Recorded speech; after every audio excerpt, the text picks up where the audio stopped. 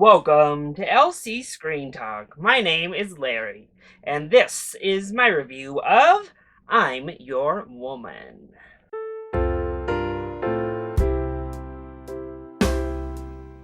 I'm Your Woman is a 2020 drama thriller that follows a woman who is on the run after her husband disappears into some mysterious crime drama.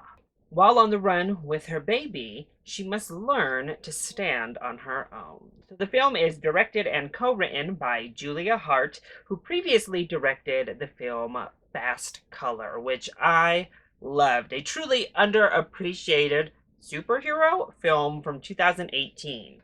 And just off of that information, I was excited. I was ready to see what was her next step. So without seeing any trailers, but seeing that this was some sort of drama thriller centered around a woman finding her own path after what I saw Julie Hart do with Fast Color, I was very much looking forward to watching this film. And ultimately, I think it's okay. There's some really great aspects, but the film as a total package just didn't quite fully live up. So let's go ahead and talk about the positives first. Well, let's go ahead and start with Julia Hart as a director, because I think she has a wonderful, wonderful eye. This is a beautiful film, from the cinematography to the way she just shoots everything. Her eye behind the camera is really keen and delivers for not only a polished film, but a gorgeous, immersive experience as we move throughout. Honestly, everything about the direction style is stunning, and it does keep me intrigued with Julia Hart as she continues to progress with her directing career, because I think she is a real talent behind the camera. And in front of the camera, Rachel Brosnahan really does the heavy lifting. She is the center of this film, and she delivers a strong performance that feels authentic and real as we move throughout these varying situations. The character of Jean never feels like a character thanks to Brosnahan's performance, because she just delivers such an authentic woman in the film. And I think it does some interesting subversions of the crime thriller stereotype that we're used to and that we've seen over and over. Instead, obviously, we're following the wife in the scenario, and we stay with the wife. We don't cut away to the man's escapades and what he's doing and all that action, shootout, hoopla.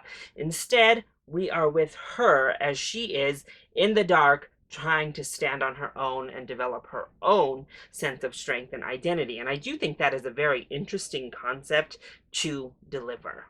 But then, what doesn't the film do so well then? Well, I think the biggest problem for me on this film that left me feeling a bit cold by the end of it is that we don't develop that interesting of characters here. Starting off with Jean, our main character, we have a great lead performance in Rachel Brosnahan, but unfortunately, her as a person in the film is just meh. She's not that interesting. She's not that exciting.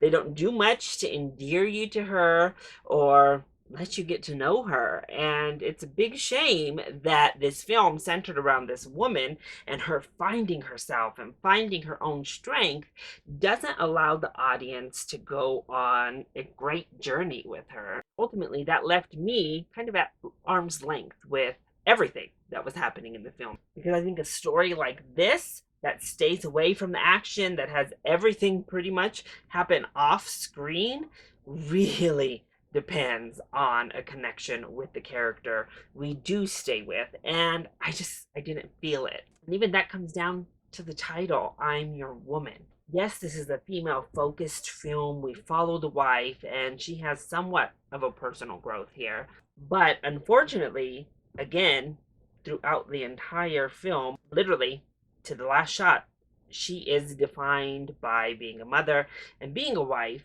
And I think even when you're making that point and illustrating that through film, you have to give the audience themselves more of who she is rather than just a wife and a mother. Titling your film, I'm Your Woman, I'll have to look it up, but I honestly am not positive that this film even passes the Bechdel test, because every single conversation she has with another woman is about her husband or the baby or other men. So it provides the interesting lens and provides an interesting idea to go through this woman's perspective and keep with her. But ultimately, I think you have to let the audience in more to have that fully pay off, and it just doesn't. And in addition, our side characters are also pretty bland. They're not all that interesting, even as we're getting this backstory. It's not that interesting. It's not that intriguing. We're left out of the action. Everything happens off screen and it's pretty much just told to us. We're left to watch this really kind of dry aspect to it without characters that are there to hook you in and keep you engaged. And it leaves for, well, a rather long experience. And when this film clocks in at just about 2 hours long, trust me, you feel the runtime.